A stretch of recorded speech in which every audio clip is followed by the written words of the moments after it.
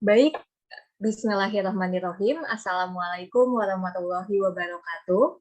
Alhamdulillahirrabbilalamin. Wassalatu wassalamu ala asrofil anbiya'i wal mursalin. Sayyidina wa maulana Muhammadin wa ala alihi wa sahbihi ajma'in. Amma ba'd. Selamat malam dan salam sejahtera bagi kita semua.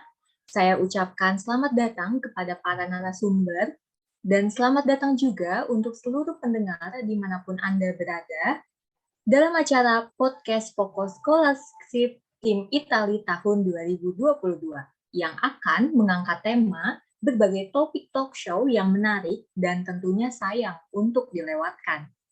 Pertama-tama, marilah kita panjatkan puji syukur atas kehadirat Allah Subhanahu wa Ta'ala yang senantiasa melimpahkan rahmat, taufik, serta hidayahnya.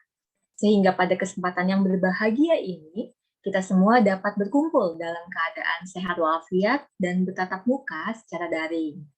Tak lupa salawat beserta salam senantiasa tercurah kepada junjungan kita Nabi besar Muhammad SAW. Semoga kita selaku umatnya mendapatkan syafaatnya hingga akhir hari nanti. Amin, amin, ya rabbal alamin. Perkenalkan Sobat Poko, saya Tiara Salsabila, asal dari Kabupaten Bogor, tepatnya mahasiswi semester 6, jurusan Hukum Ekonomi Syariah di Institut Agama Islam Tazkiyah. Pada kesempatan kali ini, saya akan memandu jalannya acara podcast Fokus Scholarship Tim Itali tahun 2022 selama beberapa menit ke depan sebagai moderator. Baik Sobat Poko, sebelumnya izinkan saya untuk memperkenalkan terlebih dahulu mengenai Poko Indonesia. Apa sih Poko Indonesia? Sepertinya Sobat Poko sudah tidak asing dan saya juga ingin memperkenalkan kembali. Poko Indonesia atau Partner of Your Success Journey merupakan startup yang memfasilitasi pengembangan diri dan pembentukan karakter bagi generasi muda bangsa Indonesia, khususnya bagi siswa dan mahasiswa berusia 17 hingga 25 tahun. Sebagai platform yang berfokus di bidang pendidikan, Poko Indonesia menawarkan berbagai pelayanan dan layanan pengembangan diri, baik soft skills maupun hard skill, hingga layanan psikologi dalam pembentukan karakter.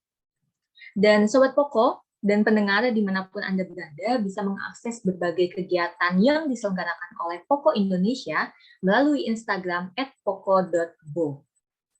Baik Sobat Poko, sebelum kita memasuki acara utama, yaitu sesi talk show, terlebih dahulu akan saya bacakan susunan acara dan memperkenalkan narasumber kita yang nantinya nih kita akan masuk ke sesi-sesi talk show yang menarik.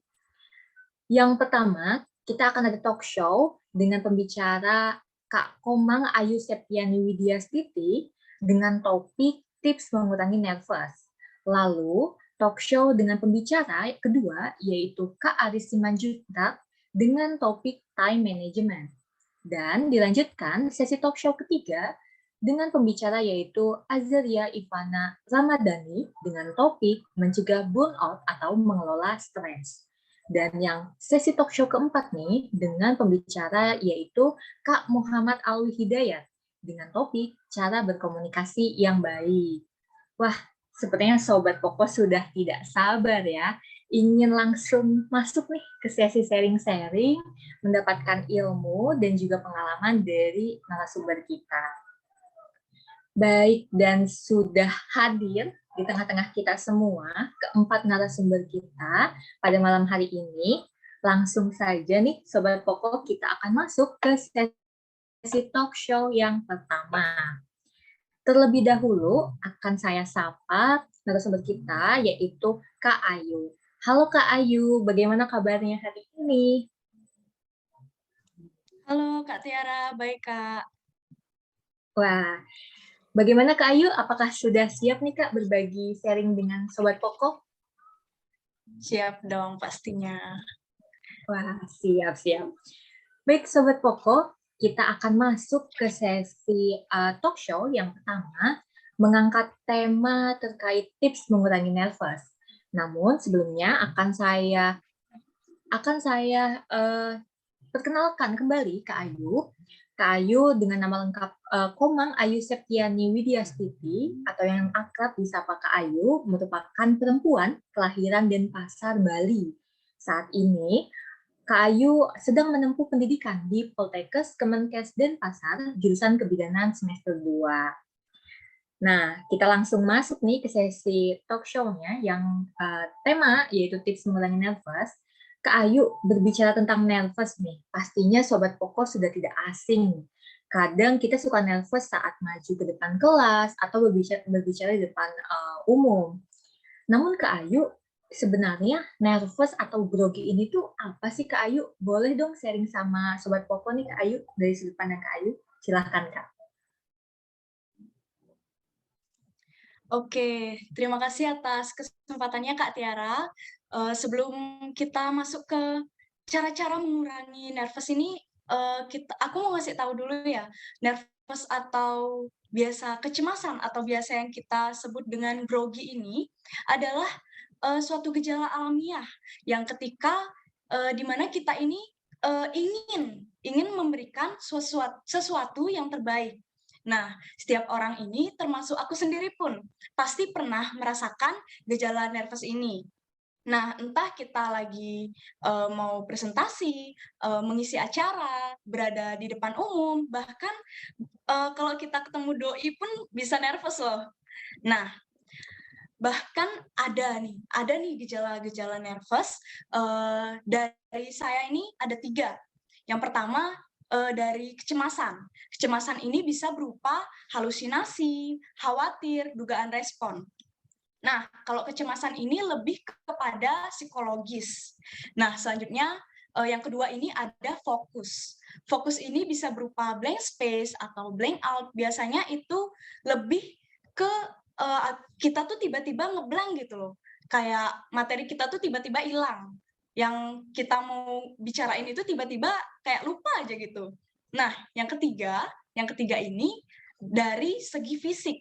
Nah, segi fisik ini bisa berupa seperti jantung yang berdebar-debar, yaitu selanjutnya seperti kita merasakan gangguan saluran pencernaan, seperti kita merasakan sakit perut, seperti itu. Selanjutnya seperti kita merasa berkeringat, dan selanjutnya perubahan suhu tubuh yang awalnya suhu tubuh kita tuh biasanya ya biasa aja, panas gitu. Tiba-tiba langsung keringat dingin gitu. Lanjut, dan selanjutnya itu bisa seperti tremor, seperti itu Kak Tiara. Wah, menarik banget nih Kak Ayu.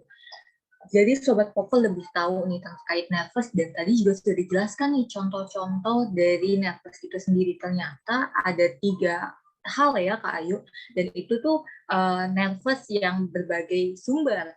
Ada juga tadi disebutkan ketemu doi juga nih, kadang-kadang kita nervous ya Kak Ayu. Oke, nah dari tadi kan versinya Kak Ayu, Sobat Poko, terkait nervous atau grogi ini apa sih gitu kan. Nah, aku pengen juga nih tanya-tanya ke narasumber yang lainnya, karena ini diskusi panel, jadi kita akan berbagi topik dengan narasumber lainnya juga. Boleh kita ke Kak Aza. Ada Kak Aza. Halo, selamat malam Kak Aza. Halo, selamat malam Tiara. Bagaimana nih kabarnya Kak? Alhamdulillah baik. Tiara gimana kabarnya? Baik nggak? Alhamdulillah baik.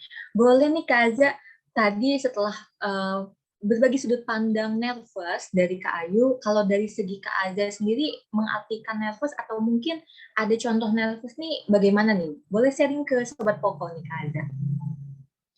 Oke, terima kasih atas waktu dan kesempatannya. Mungkin kurang lebih untuk pengertian nervous itu sama kali ya, sama Ayu yang udah dijelaskan tadi. Tapi untuk pengalaman aku sendiri, mungkin ya, semua orang itu nggak mungkin, mustahil nggak pernah ngerasain rasa nervous kalau menurut aku. Sedia orangnya pede atau confidence gitu ya, tuh bakalan pernah merasakan adanya nervous. Antara itu dia, ada nervous itu ada 2, misalnya nervous itu ada yang di depan umum, ada yang cuman kayak ketemu berdua aja nervous gitu loh.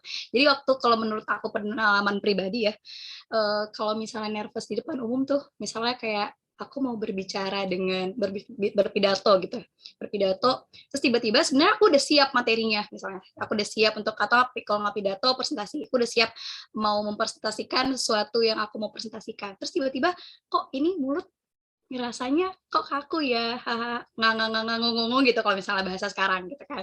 Kayak nggak bisa mengeluarkan kata-kata. Nah, itu termasuk dengan kategori nervous gitu. Terus kalau misalnya aku kan ini ya jurusan kimia misalnya. Kalau kimia ngambil alat itu, ngambil bahan itu, kalau dianya tremor apa kan ada yang tremor ya, ada yang getar-getar itu disebut dengan nervous juga.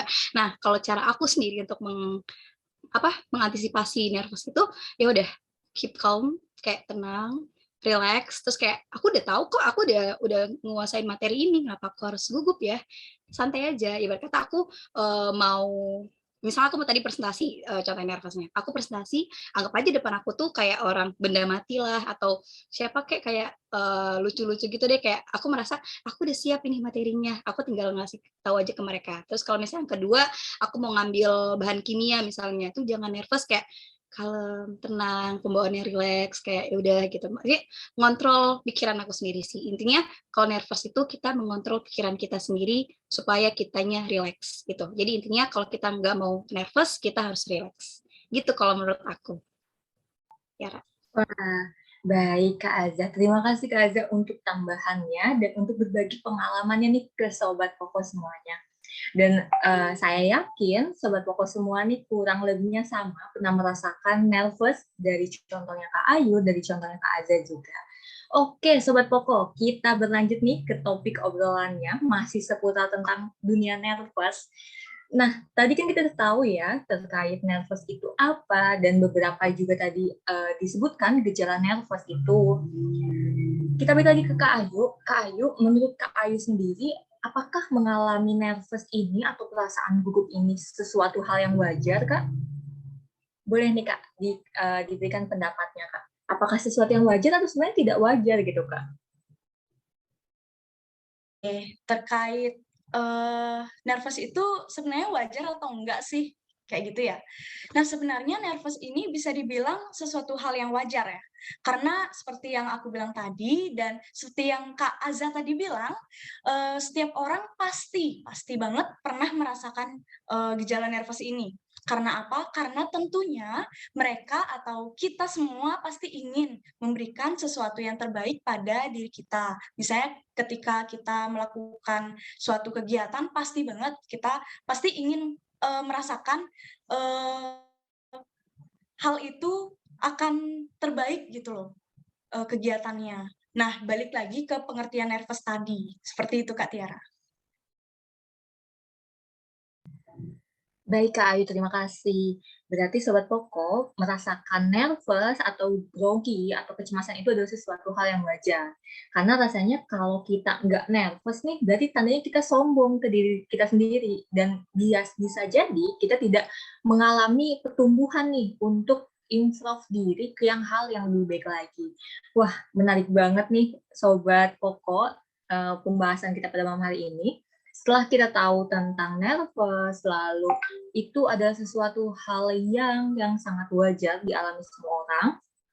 Lalu bagaimana ya cara mengatasinya atau bagaimana cara menguranginya nih, mengurangi intensitas dari kadar nervous. Karena tadi sempat disinggung sama Kak Ayu, bisa jadi nih kita saat ada momen penting tangannya gemeteran banget. Atau bisa jadi ngomongnya gugup sampai blank dan sampai topik pesannya itu nggak disampaikan gitu dengan baik. Bagaimana sih cara mengelola atau mengurangi nervousnya nih Kak Ayu? Boleh dong Kak Ayu berbagi sama Sobat Koko. Oke, jadi bagi saya cara mengelola atau mengurangi nervous saya ya, yang pertama itu yang dari hal kecemasan yang tadi saya bilang. Pertama-tama, anggap nervous ini adalah sebagai hal yang normal. Seperti yang saya bilang tadi kan, nervous itu setiap orang tuh pasti pernah merasakan nervous. Jadi nervous itu adalah hal yang wajar. Nah, caranya itu kita harus selalu latihan, berlatih untuk berbicara di depan umum dan lakukan persiapan dengan cara berlatih dan memahami apa yang akan dihadapi. Jadi, practice make perfect atau practice make permanent and preparation makes perfect. Nah, selanjutnya yang kedua. Yang kedua itu dari segi fokusnya. Yang dari segi fokus ini kita diusahakan jangan menghafal. Karena apa? Lebih baik kita itu menulis poin-poinnya saja agar kita tidak jadi kita tuh nggak ngeblank loh tiba-tiba. Misalnya kalau kita menghafal tuh, misalnya kalau tiba-tiba kita menghafal ABCDE, tiba-tiba F-nya lupa, jadinya kan kita diem nge-stuck kayak gitu. Jadi lebih baik kita tulis saja poin-poinnya saja. Nah, selanjutnya yang dari segi fisik. Nah, dari segi fisik ini aku punya gini nih, aku punya kayak 3 kata sakti. Asik, 3 kata sakti. Nah, namanya 3 as. Nafas, panas, sama ganas. Nah, yang pertama itu dari nafas. Nafas itu apa sih artinya? Artinya itu dari pernafasan. Nah, setiap orang ini pasti saat menghadapi situasi yang menegangkan seperti nervous ini ya. Nah, mulai dari teknik pernafasan seperti mendengarkan lagu atau meditasi atau pernafasan yang lainnya. Nah, teknik pernafasan ini dapat membantu untuk menenangkan sejenak. Ingat ya, menenangkan sejenak. Nah, biasanya teknik bernafas untuk menenangkan sejenak ini biasanya seperti teknik bernafas diafragma. Yang pernafasan ini terinspirasi dari yoga pranayama. Nah, cara yang umum dilakukan itu seperti aturan 4, 7, 8. Nah, cara melakukannya itu mungkin aku praktekin ya. Yang pertama-tama itu buka mulut dan hembuskan nafas suara lewat mulut. Pertama buka mulut. Kita gini ya, coba bareng-bareng ya. Pertama buka mulut dan hembuskan nafas suara lewat mulut. Pertama buka mulut. Selanjutnya hembuskan nafas suara lewat mulut. Seperti itu. Nah, kemudian selanjutnya itu kita tutup mulut dan tarik nafas perlahan lewat hidung selama 4 hitungan. Nah, itu tuh diulang-ulang aja. Seperti misalnya kita tutup mulut kan. Tarik nafas, lalu perlahan-lahan keluarkan lewat hidung. Seperti itu. Nah, yang selanjutnya itu tahan nafas selama 7 detik. 7 detik ya, jangan lama-lama 1 menit. Ntar mati, maaf ya. Nah, selanjutnya pokoknya tahan nafas selama 7 detik. Nah, terakhir hembuskan nafas lewat mulut dengan suara dengan durasi 8 detik. Seperti tahan nafas selama 7 detik sampai 7 detik, lalu dihembuskan selama 8 detik. Seperti itu. Nah, teknik pernafasan 478 ini bisa dilakukan selama 4 kali hingga merasa lebih tenang. Nah, kunci dari teknik ini adalah saat menahan nafas selama 7 detik ini. Nah, jika sudah terbiasa, cara bernafas ini bisa dilakukan dengan pengulangan-pengulangan yang lebih banyak. Nah, selanjutnya ada yang 3 as yang kedua nih, yaitu panas atau pemanasan. Nah, pemanasan ini ada berbagai cara ya. Yang pertama pemanasan 1, yaitu teknik vokal dominan yang mengatakan pa, fa, ba, ma dengan mulut yang terbuka lebar. Pa, fa, ba, ma, seperti itu. Nah, selanjutnya yang teknik pemanasan kedua yaitu blow up twist dengan cara mengatakan mber. Mungkin emang agak aneh ya, tapi itu tuh hal itu bisa merasa berguna untuk merelaksasi otot-otot di dalam mulut kita. Nah, selanjutnya pemanasan yang ketiga hampir mirip dengan pemanasan yang kedua, yaitu tongue roll up dengan mengatakan r. Lidahnya tuh ditaruh di atas seperti ini, lalu mengatakan seperti itu. Nah, selanjutnya yang pemanasan keempat yang terakhir yaitu tongue twister, mengatakan 1 biru, 2 biru, 3 biru, 4 biru, 5 biru, seperti itu. Nah, itu tuh bisa mengasah otak kita juga, mengasah kefokusan dalam otak kita. Nah, teknik pemanasan ini sangat berguna, seperti yang saya bilang tadi, untuk bisa merelaksasi otot-otot yang ada di rongga mulut kita. Nah, teknik pemanasan ini pun juga bisa untuk latihan agar kita itu berbicara tidak terbata-bata, seperti itu. Nah, selanjutnya teknik 3 as yang ketiga yaitu ganas. yaitu di Ganas ini kita satukan teknik-teknik mengelola atau mengurangi nervous yang tadi itu, yaitu nafas dan panas ini. Nah, dalam poin Ganas ini, kita bisa kelabui rasa nervous kita dengan gestur tubuh kita. Nah, dengan mengeluarkan high power pose atau HPP kalau disingkatnya, di mana tekniknya itu kita menarik nafas. Pertama-tama ini menarik nafas, lalu selanjutnya kita setelah mau ngomong ini, kita mencindikkan tangan kita, selanjutnya baru kita keluarkan pressure kita. Jadi seperti ini misalnya, kita mau ngomong nih ya, selamat pagi, seperti itu. Jadi kayak pressure kita tuh langsung keluar gitu loh. Jadi kayak udah lebih rileks gitu, gini kita, badan kita. Nah, jadi anggapannya ketika ketiga teknik tersebut, kita melakukan teknik tersebut, kita sudah mengeluarkan segala nervous yang ada dalam diri kita. Nah, begitu Kak Tiara. Mungkin segitu cara-cara mengurangi nervous dari versi saya. Wah, keren banget Kak Ayu untuk tips dari cara-cara mengurangi nervous.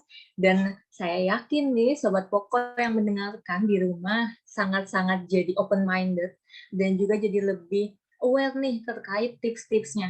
Tadi ada 3 as, yaitu nafas, panas, dan ganas, yang saya kutip juga nih dari quotes-nya Kak Ayu, practice make permanent, preparation makes perfect, dan itu sangat-sangat setuju banget karena rasa-rasanya nih kalau kita berbicara tentang nervous ya Kak Ayu atau grogi tidak serta-merta hanya teori aja karena harus dipraktikkan langsung nih sama sobat pokok di rumah dan praktiknya itu harus berulang-ulang, latihan terus. Baik Sobat Pokok, kita lanjutkan. Kita masuk ke closing statement nih dan pesan bagi anak muda dari Kak Ayu. Boleh nih Kak kasih closing statement dan pesannya, silahkan. Baik, dari aku sih, aku cuma ada sepatah kata terakhir ya, yaitu setiap orang ini punya jatah dipermalukannya di depan umum, maka habiskan jatahmu secepat mungkin. Baik, seperti itu. Wah, terima kasih Kak Ayu. Singkat, padat, jelas. Sobat Pokok langsung mencatatnya di rumah nih. Kita beralih dari pembahasan nervous nih, kita masuk ke sesi talk show yang kedua, yaitu pembahasan time management. Time management ini akan dibahas oleh narasumber kita, yaitu Kak Aris Simanjuntak, atau yang akrab disapa Kak Aris. Beliau merupakan pria kelahiran dari Medan yang saat ini berpendidikan di Universitas Pajajaran, jurusan akuntansi sektor publik semester 4. Langsung aja kita sapa nih. Halo Kak Aris, apa kabar? Halo, iya kabarnya baik-baik aja ya sejauh ini. Alhamdulillah, oke. Sobat Pokok sudah tidak sabar nih Kak, kita langsung aja masuk ke topik time management waktu. Atau ya time management. Time management ini nih Kak, Aris, definisinya apa sih atau apa sih yang suka dibahas nih time management itu? Boleh Kak, langsung saja. Oke, nah sebenarnya kalau berbicara terkait dengan time management itu kayaknya udah hal yang familiar gitu ya sama teman-teman, mungkin sama kita semua gitu. Karena ya pasti kita pernah lah istilahnya dalam kehidupan kita ngelakuin yang namanya time management. Seperti mungkin kita ngatur buat waktu eh, buat bekerja, buat belajar, dan buat ngerjain tugas. Nah, itu tuh termasuk bagian-bagian yang bisa dikatakan sebagai time management juga atau manajemen waktu. Jadi intinya di sini tuh kita dipandu gitu bagaimana cara kita untuk membagi waktu kita untuk belajar, bagaimana waktu kita untuk membagi hal-hal yang mungkin sifatnya kita butuhin gitu atau sifatnya itu yang buat hiburan-hiburan aja, mungkin nonton film, terus juga ada ngelakuin hobi-hobi kita gitu. Jadi itu semua mungkin udah pernah kita lakukan dalam kehidupan kita dan ya pasti kita pernah melakukan yang namanya time management dalam kehidupan kita. Gitu sih intinya untuk time management. Wah, baik Kak Aris, terima kasih. Waktu ya Kak Aris, waktu di mana aktivitas pokok nih, Sobat Pokok habiskan. Dan menurut Kak Aris sendiri nih terkait time management, apa aja sih hal-hal, karena tadi membahas aktivitas juga ya, hal-hal apa aja sih yang membuat seseorang ini dikatakan bekerja terlalu banyak gitu Kak Aris dari segi time management? Boleh nih Kak Aris sharing dengan Sobat Pokok. Oke, sebenarnya berbicara terkait dengan tugas yang terlalu banyak gitu ya, atau pekerjaan yang terlalu banyak, itu ada dua kondisi sebenarnya. Yang pertama mungkin tugasnya emang terlalu banyak atau enggak pekerjaannya emang terlalu banyak, tapi ada juga kondisi di mana kita itu kurang nih dalam hal membagi, maksudnya terlalu menunda-nunda gitu. Maksudnya kan ada tugas yang mungkin dikasih sekarang ternyata deadline-nya itu atau batas pengumpulan itu adalah seminggu ke depan. Nah, kita merasa bahwa itu tugasnya masih lama. Jadi kita mungkin hari ini nunda dulu, masih ada esok.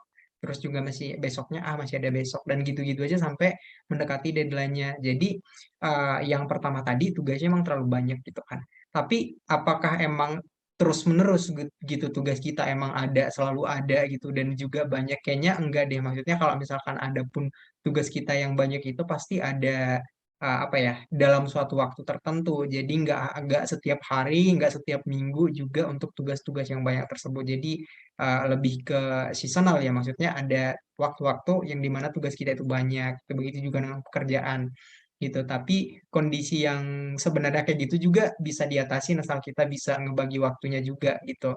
Untuk mengerjakannya yang mana menurut kita penting, mana prioritas kita gitu. Kemudian kalau misalkan yang kedua kondisinya emang harus dihindari sih karena jika kita emang punya nih perasaan yang sifatnya itu menunda-nunda terus, ya mau mau gak mau ya nanti di akhir juga kita bakal ngerasa kekurangan waktu gitu. Jadi 24 jam dalam sehari itu dirasa kurang cukup gitu buat ngerjain satu tugas ini gitu. Jadi intinya lebih ke gimana sih cara kita ngaturnya sama skala prioritas kita penentuannya kayak gimana kayak gitu. Setuju banget Sobat Pokok sama statementnya Kak Aris terkait skala prioritas yang harus diatur nih. Karena jangan sampai kita jadi manusia yang menunda-nunda. Kayak tadi kata Kak Aris, nanti aja deh ngerjainnya sampai rasanya 24 jam itu nggak kerasa dari segi waktu. Nah, jangan sampai nih Sobat Pokok di rumah seperti itu. Nah, terkait time management waktu dan Sobat Pokok sudah mengetahui ini ada dua kategori yang masuk dalam segi time management waktu atau dikatakan hal-hal yang sebenarnya bisa diatur dari segi prioritas waktu. Apa aja sih Kak Aris terkait solusi atau mungkin cara mengatasi dan tips dari Kak Aris untuk meningkatkan Sobat Pokok di rumah dari segi manajemen waktu dan juga produktivitasnya? Boleh nih Kak Aris di-sharing ke Sobat Pokok.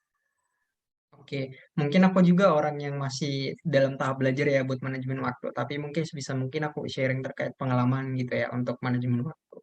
Yang pertama tuh kayak fokus dulu aja sama pekerjaan kita. Maksudnya mungkin kalau sekarang yang kita bisa online gitu ya, jadi bisa aja ngerjain hal-hal yang mungkin kita ikut Zoom rapat lebih dari dua bahkan atau dua gitu ya, dua rapat gitu.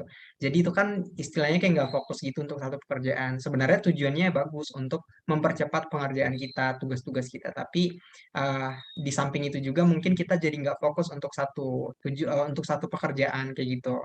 Terus juga ada uh, membuat dan memastikan rencana gitu ya. Jadi kita buat planning dulu, kemudian memastikan rencana itu emang tetap berjalan atau enggak sesuai dengan yang udah kita rencanakan sebelumnya. Terus yang paling penting sebenarnya penting semua, tapi menurut aku ini juga penting banget karena yang tadi menentukan prioritas dalam bekerja. Jadi mana-mana aja yang mungkin kita butuh fokus untuk mengerjakannya lebih dulu, yang mana lebih dibutuhkan untuk dikerjakan kayak gitu-gitu. Jadi ada yang penting mendesak, penting dan tidak mendesak dan juga tidak penting dan tidak mendesak gitu. Seperti mungkin itu bisa di dianalisis dari pekerjaan-pekerjaan kita gitu.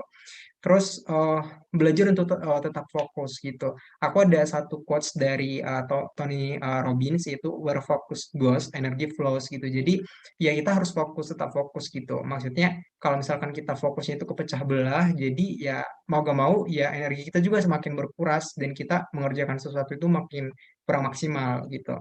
Terus nih ada metode juga yaitu use the 20-minute rule. Jadi misalkan kita bekerja 20 menit, terus nanti setelah 20 menit kita beristirahat entah beberapa menit, tapi jangan lebih banyak istirahatnya daripada bekerjanya ya. tetap bekerjanya lebih banyak daripada istirahatnya. Tujuannya itu buat kita lebih efisien gitu. Jadi kita maksimalin si 20 menit ini dan kita istirahat se apa seefisien mungkin yang kita harapkan seperti itu. Terus mungkin yang terakhir itu lebih ke memanfaatkan teknologi. Sekarang kan udah banyak ya mungkin handphone kita udah ada aplikasi yang buat ngingetin time management gitu. Kemudian juga Google Calendar juga udah bisa kita manfaatin apa-apa aja to-do list yang harus kita kerjakan. Oke, gitu sih kalau dari aku, Kak Tiara.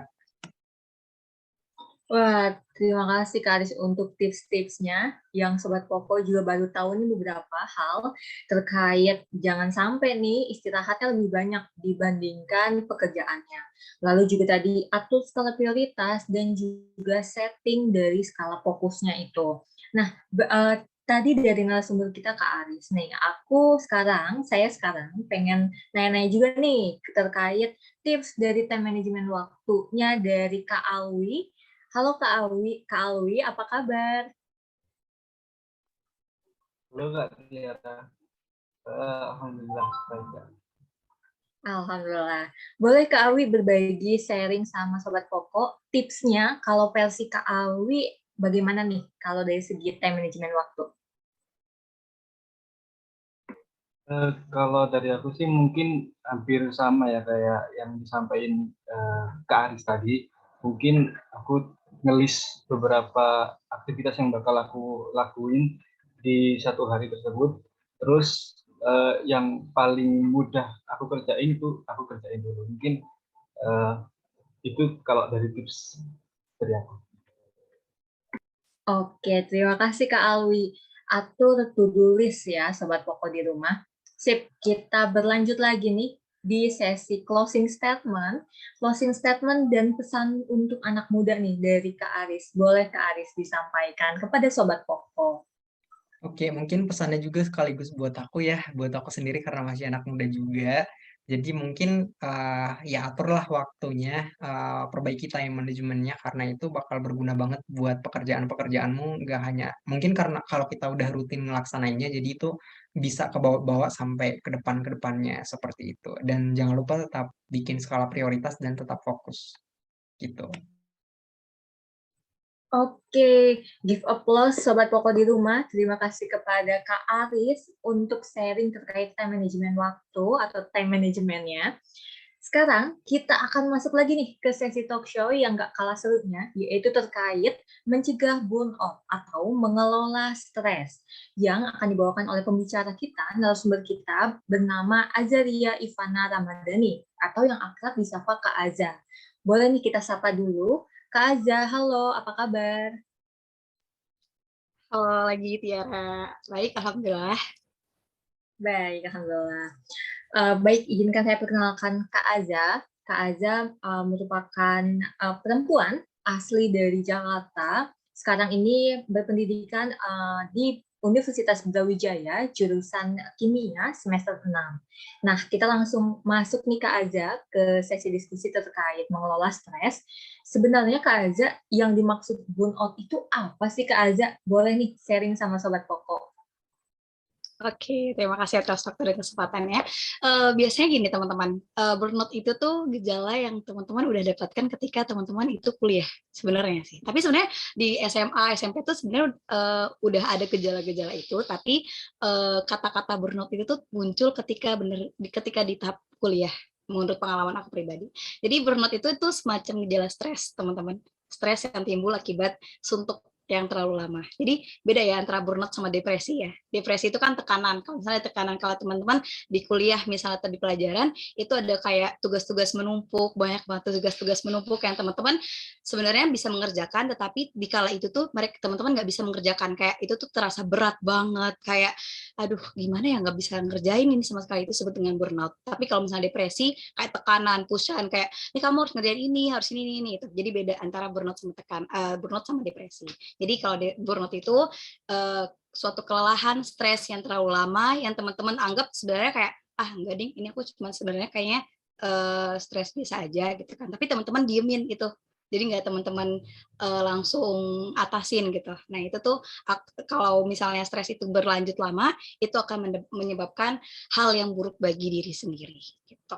Itu kalau singkatnya untuk penjelasan burnout sendiri. Wah, menarik banget nih Sobat Poko, lebih jelas Kak Aza terkait burnout itu sendiri. Nah, tadi gejala-gejalanya sudah ada sejak kuliah. Sebenarnya apa saja sih Kak Aza untuk gejala dan penyebab timbulnya burnout itu sendiri? Bagaimana sih Kak Aza? Boleh nih sharing sama Sobat Poko. Oke, sebenarnya gini teman-teman, burnout itu aku ambil simpelnya ya. Misalnya teman-teman adalah sosok orang yang ceria, orang yang kayak setiap ketemu teman ya kayak mengapa ya? Kayak bukan mendominasi, kayak membuat orang lain itu gembira dan lainnya. Tapi ada kala ketika teman-teman menghindar diri atau kayak tiba-tiba menjadi berkebalikan tipe, kayak tadinya ceria tapi murung, terus itu kayak itu kalau dari segi fisiknya. Nah itu adalah salah satu gejala-gejala teman-teman lagi burnout. Kalau burnout itu kayak lagi suntuk banget pikirannya, yang lagi nggak bisa, kalau sedikit disenggol nih bacok gitu, ibarat katanya kalau misalnya kasar kayak gitu, senggol bacok lagi, tapi ibarat kata dia bacoknya ya udah diem sendiri gitu. Nah kalau misalnya burnout sendiri, penyebabnya gara-gara tadi satu yang aku udah bahas, suntuk yang terlalu lama. Misal teman-teman itu ada dua, ada teman-teman bisa suntuk karena rutinitas yang terlalu sering yang teman-teman kerjakan, atau karena kedinamisan teman-teman yang teman-teman nggak bisa fokus untuk semuanya gitu. Terus dengan adanya burnout itu teman-teman kayak kehilangan arah gitu. Sebenarnya aku ini di mana sih? Aku ini sebenarnya ngelakuin itu benar nggak sih? Contohnya misalnya ini ya, aku di kimia misalnya, aku atau enggak Alwi ambil jurusan komunikasi gitu kan misalnya. Nah di komunikasi itu belajarnya ini aja. Sebenarnya aku passionnya di sini nggak sih? Nah terus bertanya, akhirnya menyebabkan dia berpikir terlalu panjang tentang dia tuh bisa nggak sih di komunikasi, belajar di komunikasi ini. Akhirnya dari satu masalah itu yang Alwi belum bisa temukan, Alwi anggap enteng, terus Alwi tambah lagi tuh pikiran-pikiran yang lain atau pikiran-pikiran dari luar sana, yang menyebabkan banyak banget pikiran yang numpuk di sini. Jadi berkata kalau bisa diumpamain atau diilustrasiin, ketika kita udah tenggelam, seseorang itu udah tenggelam, udah sampai ke dalam banget lautan. Nah, untuk ke dasar lagi tuh jauh banget. Nah, itulah susahnya untuk kalau ketika kita mendapatkan burnout ini. Jadi harus banget dicegah dan harus banget diatasi sih sebelum kita dapat gejala burnout ini. Karena the burnout ini dia penyakit yang sangat, menurut aku sangat banget bahaya bagi diri sendiri, karena kita bisa kehilangan diri kita sendiri dengan burnout ini. Gitu, Tiara. Wah, menarik sekali nih. Terima kasih buat Kak Aza untuk gambarannya juga dan untuk contohnya terkait burnout itu sendiri, di mana teman-teman kita harus pintar-pintar nih untuk mengelola stres ya Kak Aza. Apalagi di masa pandemi nih, di masa pandemi teman-teman yang udah online dan juga mengelola tugas-tugas kuliah, terutama bagi mahasiswa. Nah, Kak Aza, sebelum saya meminta pendapat narasumber yang lain nih, saya juga pengen langsung masuk lagi ke bagaimana sih Kak Aza untuk mengatasi atau terhindar dari burnout itu sendiri. Tips versinya Kak Aza tuh bagaimana nih Kak Aza? Boleh dong sharing sama kami. Oke, tips dari aku ya. Dulu tuh aku tuh nganggap aku tuh bisa semuanya gitu loh teman-teman. Kayak misalnya kalau ada masalah walaupun kecil, aku bisa mengatasinya semuanya gitu.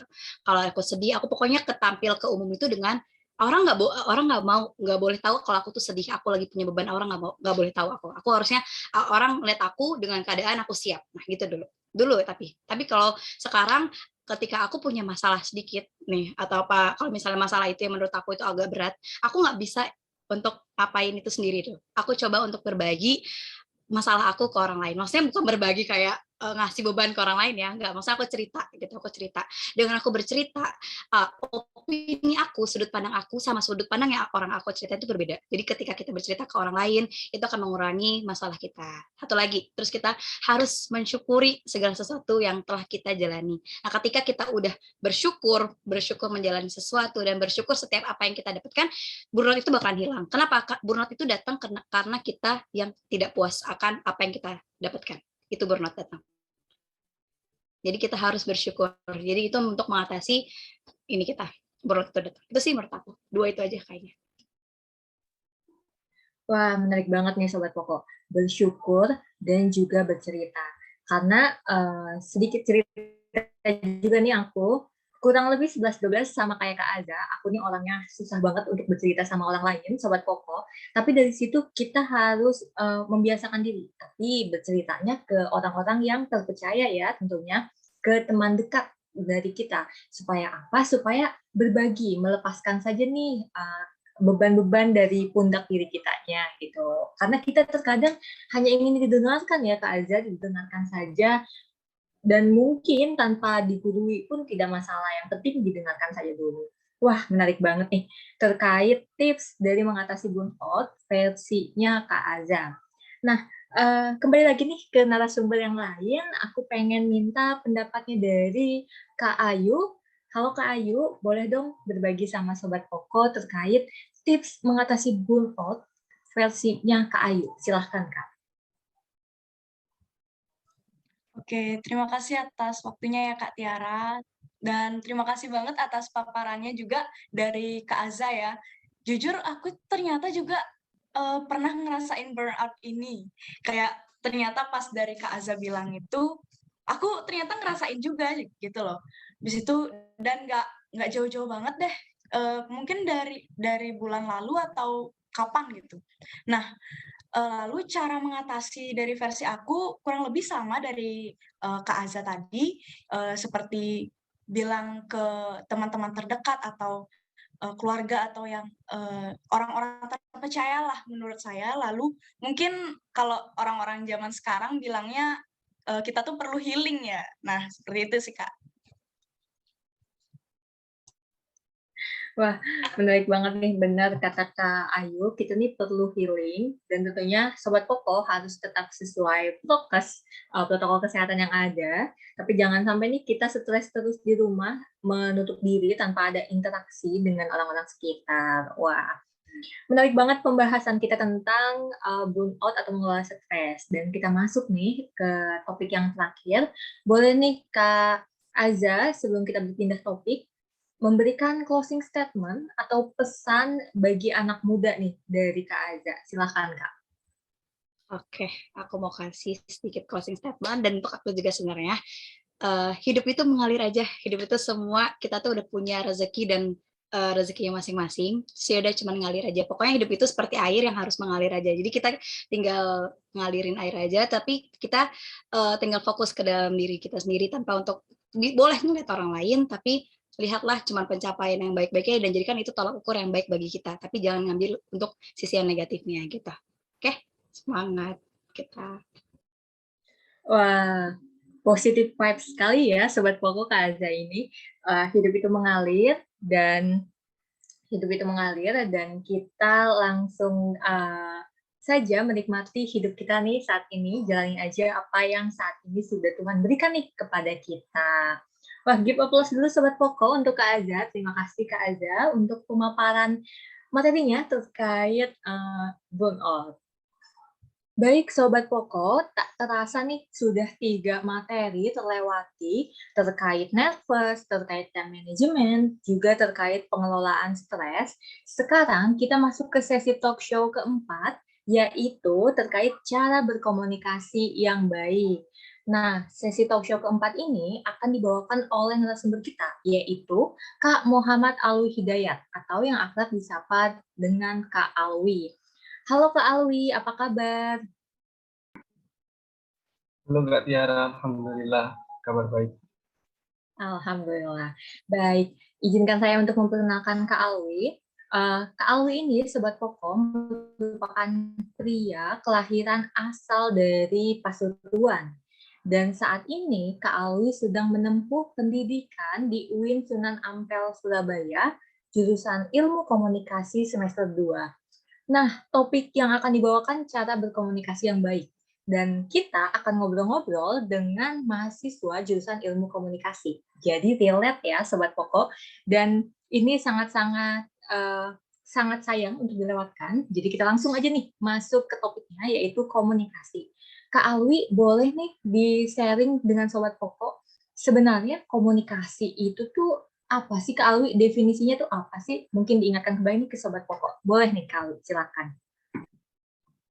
Oke Kak Tiara, sebelumnya terima kasih atas kesempatannya. Salam sejahtera bagi kita semua. Jadi teman-teman, perkenalkan saya Alwi dari mahasiswa ilmu komunikasi ya. Masih semester 2 di UIN Sunan Ampel Surabaya dan juga wajib Pokul Academy Scholarship tahun 2022 ini. Terus di sini aku coba share ke teman-teman mengenai aku tentang gimana sih cara berkomunikasi yang baik dan efektif dari sudut pandang muslim mahasiswa baru ilmu komunikasi. Mungkin kalau dari teman-teman semuanya itu udah sangat familiar ya yang namanya dengan istilah komunikasi. Karena emang komunikasi ini sangat berdampingan dengan kehidupan kita. Tapi mungkin juga dari teman-teman menganggap bahwa komunikasi itu hanya soal ngomong, public speaking, MC, atau pastinya yang berhubungan sama yang namanya dengan seni berbicara. Tapi setelah aku baca dari bukunya Larry King yang berjudul Seni Berbicara, dia menuliskan bahwa berbicara itu merupakan salah satu kenikmatan hidup yang terbesar yang selalu ia lakukan dengan senang hati. Kemudian dari tulisan Larry King pada buku tersebut, dia menyatakan bahwa kira-kira konon rata-rata orang itu mengucapkan belasan ribu kata per hari. Jadi memang bisa dikatakan bahwa stigma komunikasi itu erat akan seni berbicara itu emang ada ya.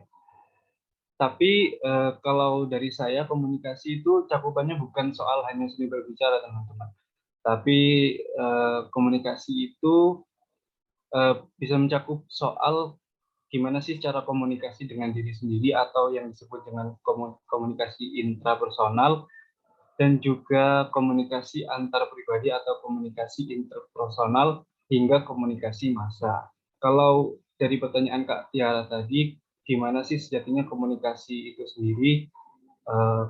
Jadi komunikasi itu berasal dari kata komuniko, communication, atau communicare, yang berarti membuat sama atau to make common. Kemudian menurut Everett M. Rogers, komunikasi merupakan proses pengalihan suatu ide dari sumber kepada satu penerima atau lebih, dengan maksud mengubah tingkah laku mereka. Dari pengertian tersebut bisa saya analisis bahwa yang dimaksud dari membuat sama pada pengertian pertama yaitu kesamaan makna ketika berkomunikasi. Dalam komunikasi itu pasti ada proses penyampaian ide, pesan, dan perasaan kita kepada orang lain. Jadi ketika terdapat kesamaan makna, maka beberapa orang itu bisa memiliki pandangan yang sama sehingga dapat mewujudkan mungkin seperti itu definisi singkatnya dari komunikasi ya. Wah, baik. Terima kasih Kak Alwi atas penjelasannya terkait komunikasi. Sobat Poko bisa highlight di rumah bahwasannya komunikasi ini erat kaitannya dengan public speaking, terus juga ngomong, atau mungkin praktik-praktik di sekolah atau kampus kayak MC atau moderator, dan sebagainya. Dan tadi juga udah sempat disinggung oleh Kak Alwi pengertian dari sisi bahasa atau etimologinya, ada communication, menyampaikan informasi terkait adanya dua belah pihak. Nah, menarik banget nih Kak Alwi terkait tadi pengertian komunikasi. Lalu Kak Alwi di dalam komunikasi itu sendiri ya Kak Alwi, apa saja sih atau adakah komponen-komponen penting dari segi komunikasinya itu? Dan jika ada, apa saja hal tersebut itu Kak Alwi?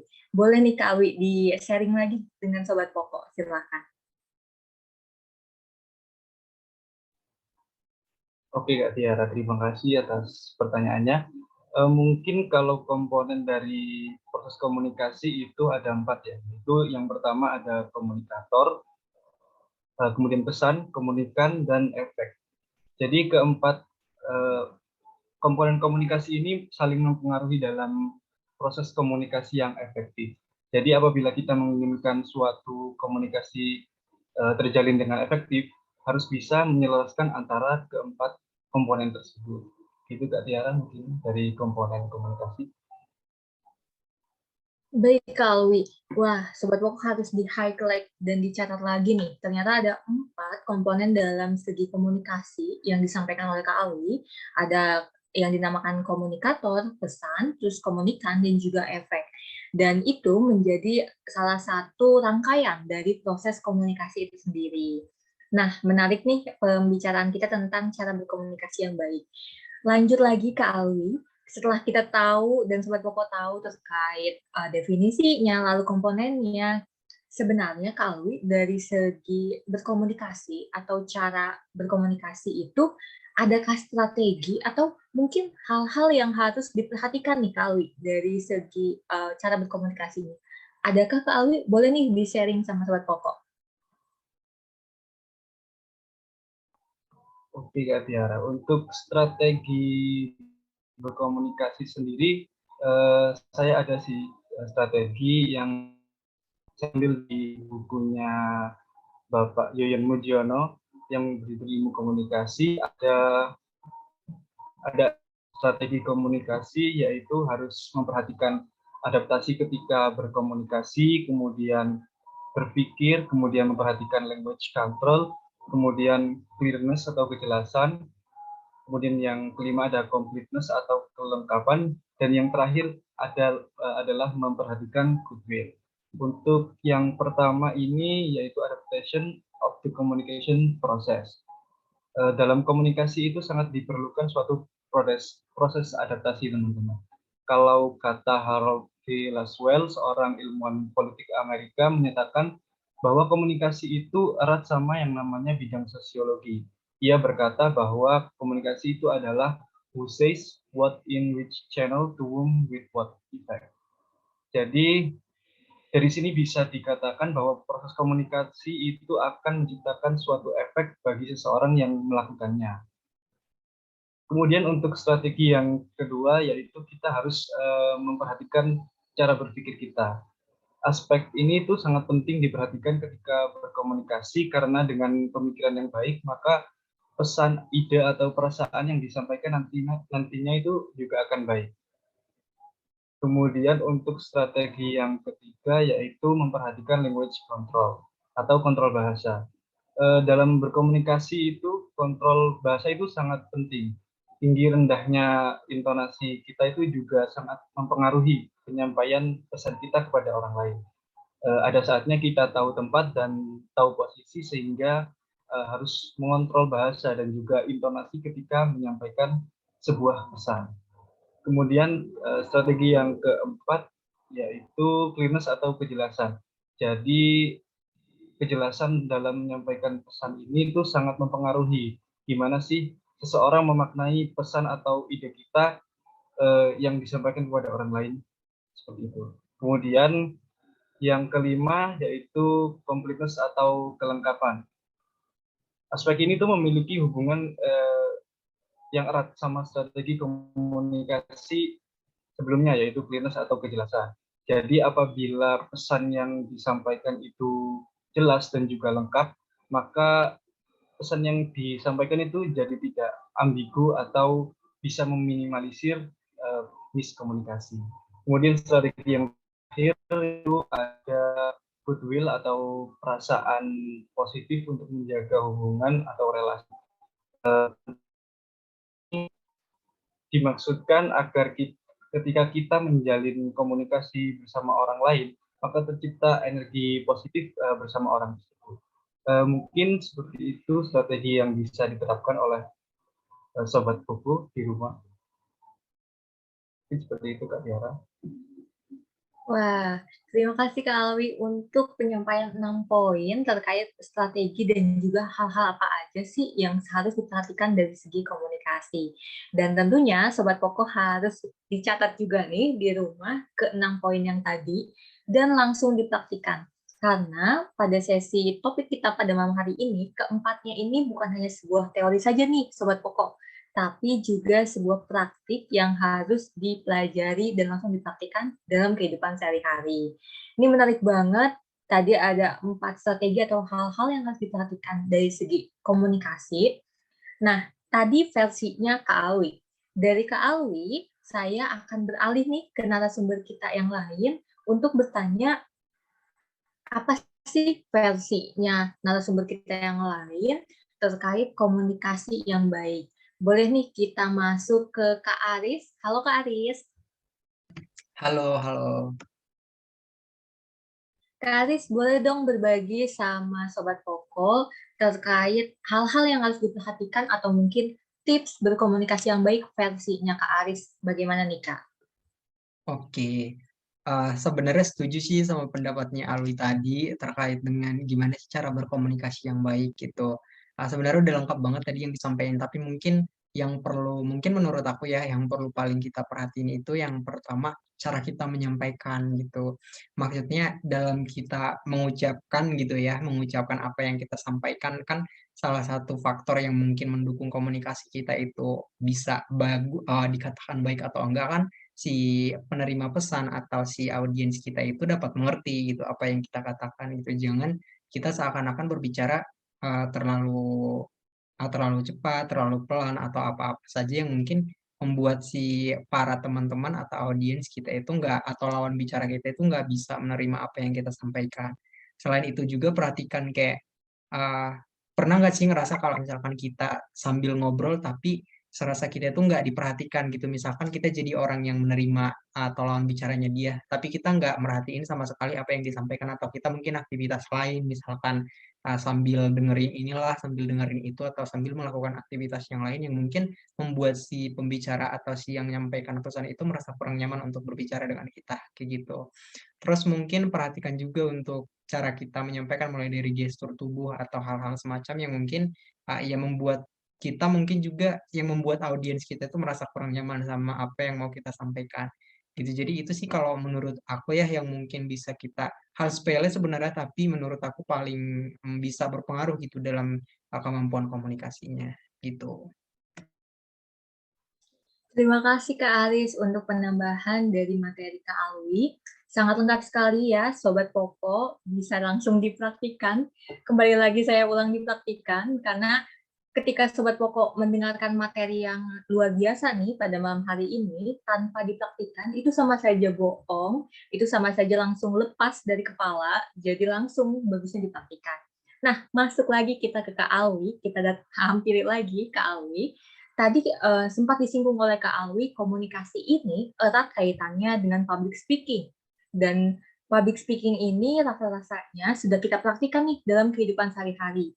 Kak Alwi boleh dong di-share sedikit mungkin atau di-share poin-poin terkait bagaimana sih tipsnya menjaga komunikasi yang baik, terutama saat kita ingin belajar tentang public speaking, menjadi pembicara yang baik nih Kak Alwi. Ada nggak sih tips-tipsnya? Boleh dong di-share kepada Sobat Pokok. Silakan Kak Alwi. Siap Kak Tiara. Sebelumnya emang ya komunikasi itu erat hubungannya sama yang namanya public speaking. Nah, di sini aku bakal sedikit share aja ya kepada teman-teman mengenai gimana sih cara menjadi pembicara yang baik atau karakteristik pembicara yang baik versi Larry King yang pernah saya baca di bukunya, yaitu buku Seni Berbicara. Untuk menjadi pembicara yang baik itu ada 7 karakteristik, Kak Tiara. Untuk yang pertama yaitu pembicara yang baik itu adalah mereka yang memandang sesuatu hal dari sudut pandang yang baru.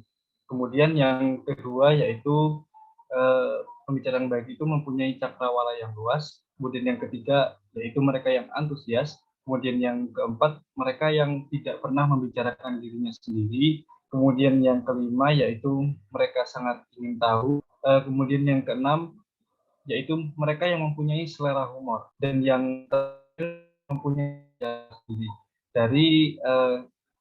Dari ketujuh karakteristik ini saling melengkapi untuk bisa diterapkan teman-teman semuanya di rumah untuk menjadi pembicara yang baik. Mungkin seperti itu Kak Tiara untuk menjadi kriteria menjadi pembicara yang baik. Baik, terima kasih Kak Alwi untuk materinya dan untuk tambahannya nih tadi terkait public speaking yang baik ketika kita nih mau menjadi pembicara atau sederhana kita mau tampil presentasi tugas nih di depan umum, kita bisa review kembali nih yang tadi sudah disampaikan oleh Kak Alwi. Terdapat 7 poin yang tadi Kak Alwi singgung sumbernya dapat dari buku Seni Berbicara, karyanya Larry King. Jadi Sobat Pokok bisa nih langsung dicari bukunya dan bisa langsung baca kembali dari sumbernya langsung. Nah, tak terasa nih Kak Alwi, kita udah berbincang-bincang beberapa menit dari tadi, dan kita sampai di topik terakhir nih, yaitu tentang tentang pesan yang akan disampaikan oleh Kak Alwi kepada anak muda, dan juga boleh nih sekaligus closing statement-nya. Dipersilakan Kak. Oke Kak Tiara, untuk closing statement yang bisa saya sampaikan kepada teman-teman Sobat Poko di luar sana, mungkin komunikasi itu sangat penting untuk segala aspek kehidupan ya, entah itu bidang politik, pendidikan, sosiologi, manajemen, organisasi, atau bidang kehidupan lainnya. Jadi komunikasi yang efektif itu sangat diperlukan dan dibutuhkan kita sebagai pemuda dalam menjalani kehidupan. Seperti itu. Mungkin untuk menutup closing statement saya kali ini akan menggunakan quotes dari Larry King, yaitu mereka dan orang-orang dengan latar belakang yang berbeda dengan Anda dapat membantu Anda memperluas cakrawala pandang dan pemikiran Anda. Jadi untuk teman-teman di luar sana, jangan untuk menahan apa ya, untuk menahan pesan yang ingin disampaikan kepada orang lain. Jadi kalau bisa kita men-share pesan atau ide perasaan kita itu kepada orang lain, seperti itu. Kemudian yang terakhir adalah intinya itu practice make it perfect, seperti yang dijelaskan di materi awal tadi. Mungkin seperti itu Kak ya. Baik, terima kasih. Saya ucapkan kembali kepada Kak Alwi yang telah berbagi topik terkait cara berkomunikasi yang baik kepada Sobat Pokok di rumah yang sedang mendengarkan juga. Dan saya ucapkan terima kasih kepada 4 narasumber kita yang telah membersamai acara kita dari awal hingga akhir. Wah, tidak terasa nih Sobat Pokok, sudah beberapa puluh menit kita sharing bersama 4 narasumber kita yang sangat luar biasa. Boleh nih kita kasih tepuk tangan yang meriah walaupun secara daring ya, tapi tidak menurunkan semangat kita nih untuk berbagi ilmu, berbagi pengalaman. Dan oleh karena itu, tak terasa sudah 40 menit atau beberapa menit berlalu, saya, Tiara Salsabila, selaku moderator, memohon maaf apabila terdapat banyak kesalahan. Jika ada kebaikan, tentu datangnya dari Allah Subhanahu wa Ta'ala, dan jika ada kekurangan, tentu tidak lain datangnya dari diri saya pribadi. Oleh karena itu, saya tutup acara kita, acara podcast Poko Scholarship Tim Itali tahun 2022. Sampai bertemu kembali di kegiatan berikutnya. Saya Tiara Salsabila pamit undur diri. Wabillahi taufiq wal hidayah. Wassalamualaikum warahmatullahi wabarakatuh.